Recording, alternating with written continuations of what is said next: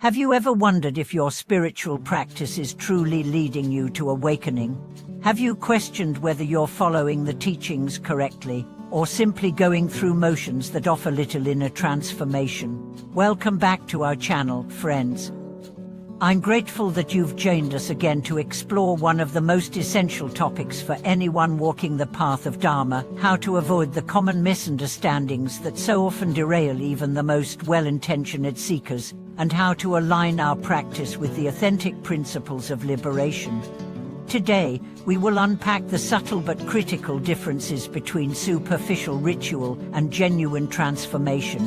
We'll explore why many spiritual practitioners get stuck despite their dedication, and how to realign with the core purpose of the path: awakening from suffering, and helping others do the same. This isn't just about meditating more or reading more scriptures. It's about refining your intention, seeing clearly, and practicing from the inside out. Let's begin with a story. There was once a devoted monk named Hari. For years, Hari followed every rule. He recited every prayer. He fasted, meditated, and performed countless prostrations. On the outside, he was the image of spiritual discipline. People revered him. But inside, Hari was plagued by doubts. His heart remained restless, his temper easily triggered, and worst of all, he felt no closer to freedom than when he had first begun. So he did something radical. He stopped everything. For a full month, he did not perform any rituals. Instead, he simply sat and asked himself one question: what am I clinging to?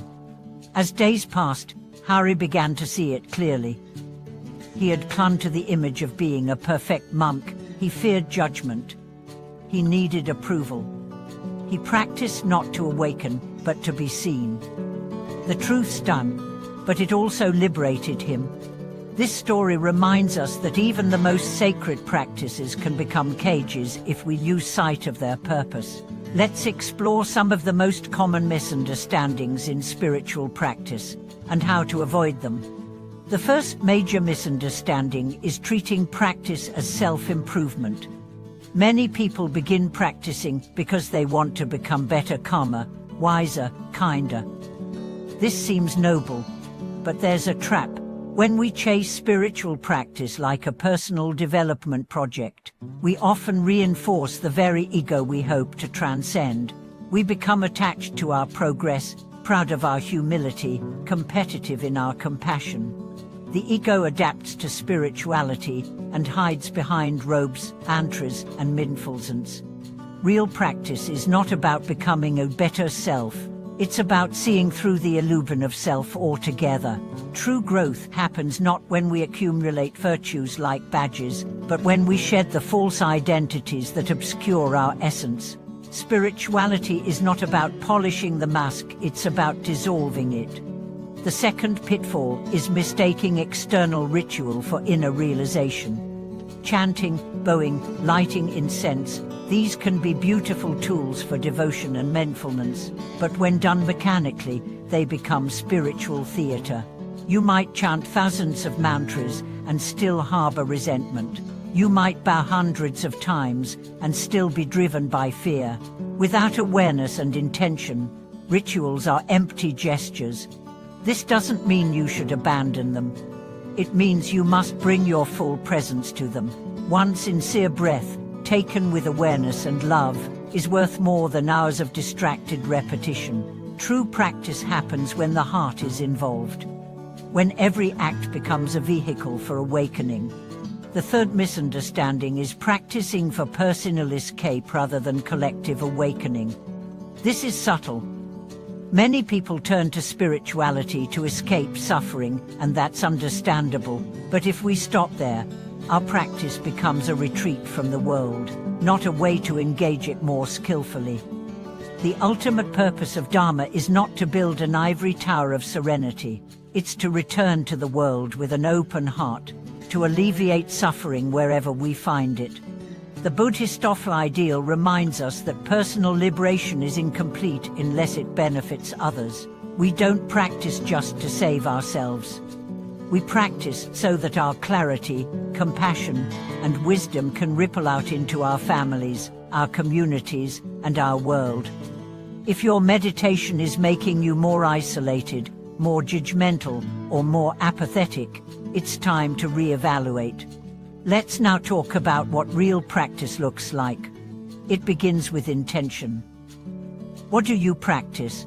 Be honest, not the answer you think you should give, but the real one. Are you trying to fix yourself? Prove something? Feel safe? Start there. Then ask, what would it look like to practice just for awakening? Just for truth. Real practice is raw, it's vulnerable. It will confront you with everything you'd rather avoid: your fears, your jealousy, your shame. But it will also reveal your luminous nature beneath all of that. Practice with your whole being. When you sit in meditation, let it be a meeting with your innermost truth. When you read scripture, don't just collect ideas, apply them. When you serve others, don't do it to earn merit, do it because compassion has become your natural expression. Also, know that real practice is messy. You'll stumble, you'll backslide, you'll doubt. That's part of it. The path is not linear. It spirals, unfolds, deepens in mysterious ways. Trust it. Another powerful principle is integration. Your practice shouldn't stay on the cushion or in the temple. It should enter your conversations, your decisions, your work. How do you speak when you're frustrated? How do you treat people who can't help you? How do you relate to money, to power, to time? These are your real temples. These are the altars where your understanding is tested. Let's also talk about the importance of community. No one practices alone. Even when you sit in silence, you sit with the support of countless beings, the teachers who came before, the friends who walk beside you, the ancestors who passed down the teachings. Spiritual practice can be intensely personal, but it should never be solitary. Sangha helps us stay grounded, honest, and inspired. Find your people, share your struggles, celebrate your growth. And finally, remember this: the goal is not to become a spiritual person. It's to stop being a person at all in the conventional sense. It's to realize you are not the roles you play, not the stories you tell, not the body you wear or the thoughts you think. You are spacious awareness. You are pure presence, and everything you do on the path is meant to reveal that, not construct it. So whether you're a beginner or a seasoned practitioner, ask yourself, am I walking toward freedom or toward spiritual identity? Choose freedom. Thank you for watching this video. If today's message spoke to you, leave your reflections in the comments, share your truth, and if you found value here, support our channel with a like, a subscription, and your continued presence. May your path be clear, your practice sincere, and your awakening inevitable. Until next time.